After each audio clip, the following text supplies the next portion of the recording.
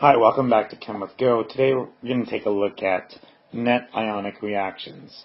Now you have to have a good understanding of the solubility rules in order to be able to predict what the net ionic reactions are going to be between two ionic compounds dissolved in water, and to see whether or not a reaction will even occur.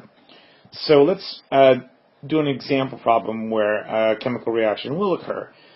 Where something will produce or precipitate out because it's insoluble, according to the solubility rules. Let's take a look at a couple of compounds that are actually dissolved in water, so in aqueous solution. Why don't we take a look at sodium chloride, NaCl.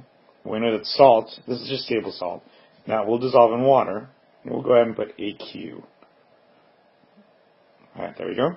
Plus, let's react it with lead nitrate, Pb, and now note that Pb has a 2+ charge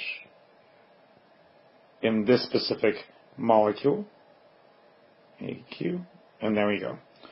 Is something going to happen between the two of these? Now, from your solubility rules table, it's understood that all chlorides, are soluble, except for certain ones. Let's take a look at this one right here. All nitrates are soluble, but there are no exceptions for that either. Well, we already know, first of all, that these are both going to dissolve, so that's a given fact. They will split apart to form their constituent ions.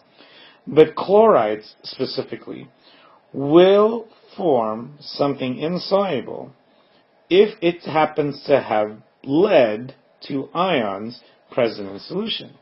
And it just so happens that this, when it goes into solution, will form a Pb2+. So the net ionic reaction for this, these sets of ions right here would be the formation of lead to chloride. In this case, it would be Pb2+. You get that 2 finished up right there. That's good enough. Plus Cl, and we note that that's just a 1- from NaCl, will form, and we do the crisscross method to get the formula PbCl2. We know that this is a solid. Now let's make sure we balance the equation, and there we go. That's the net ionic reaction.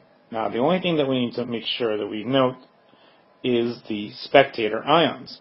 Well, the spectator ions in the solution are the ions that remain dissolved in the water solution. In this case, the spectator ions would be Na+ and NO3-. They just happen to be remaining in the solution and not bonded to anything else. So these are, again, the spectators. Alright, and then that's it. Any questions? Go ahead and send me an email, and I'll see you in the next lecture.